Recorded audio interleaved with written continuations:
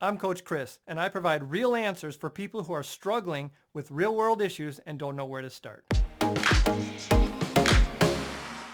Today I'm going to focus on business, and I'm talking to the person who's recently been promoted into a position that has greater responsibility.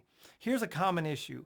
Picture a successful worker, someone who is extremely effective. They garnered a lot of respect, and because of that, they've been elevated into a leadership position. But now they're struggling in this new role. They're having trouble managing these new responsibilities. The workers they lead, they're struggling with issues, and they're feeling pressure because now their division or department or team is becoming a weak link of the company. Look, this can be scary, and I know it can feel helpless. If this is you, understand you've been ripped out of your comfort zone, out of your power zone, where you were at the top of your game, at the top of your industry, and now you're in the great unknown. You're in a whole new world. One of the biggest mistakes businesses make is they operate under this assumption that if you can do great work, somehow that means you can lead others to do great work.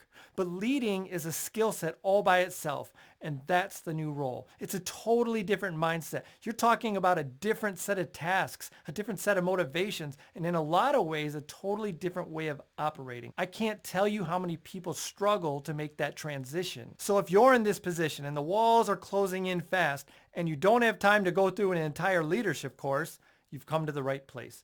I'm going to give you 4 simple things you have to focus on right now to weather this storm and put yourself in position to move forward as a leader. Let's get to it. If this is all new to you, you've got to get some clarity with your own role before you can even think about leading others with theirs. So the first thing to do is itemize. Literally make a list of every task, every skill, every responsibility you have to master, and every outcome you have to achieve. When the world around you is going at 100 miles an hour, you can always ground yourself in your list. All right, second, and this might not feel right when you hear it, but right now, you have to let policies of the organization manage the people you lead. What do I mean? When a worker screws up or they underperform or they have some kind of challenge on the job, you don't have to come up with an answer. There's a policy for that. And if there isn't, go to your leader and get one. When you let policy do what it's there to do, you free up a huge amount of mental space.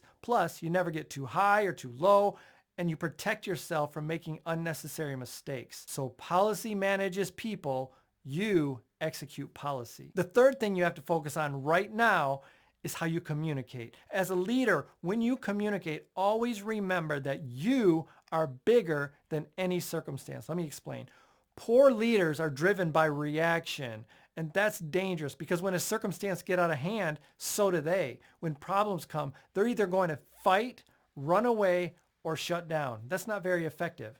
So whatever circumstance you face, let your role talk. Let your character talk. Let your skill talk. Poor leaders let one problem turn into 10 because they lose control of it.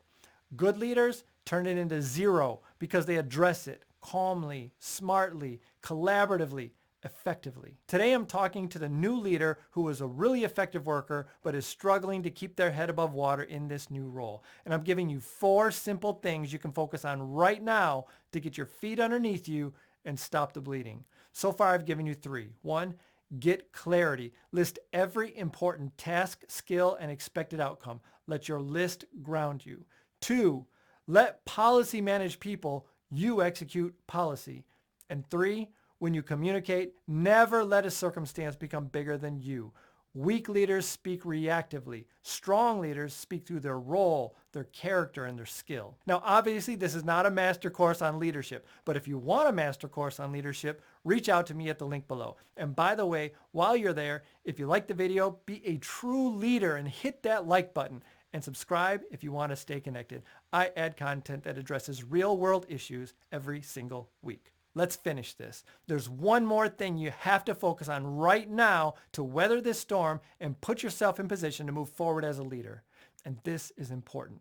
When you have clarity in your own role, when you let policy do what it's there to do, and when you stay calm and focused when circumstances arise, you've just freed yourself to do what you're actually there to do, lead. The other 3 things have to always be going on in the background so you can spend the majority of your time, energy, and focus on teaching, motivating, and developing your workers. That's what a leader is there to do. Imagine if you didn't have to spend so much time putting out fires or dealing with issues or managing stress. Imagine if you could just share your skills and build people up. Imagine if you could go after results like a champion. Look, you obviously have the ability to be great. Otherwise, you wouldn't be where you're at. Leadership is no different than the other skills you've mastered. So keep it simple. Focus on these 4 things. Stay the course and put in the time. You'll get there and you're going to love the impact you're able to make. It's way better than being a worker. That's all for now. Check back soon. I'm Coach Chris. Have a powerful day.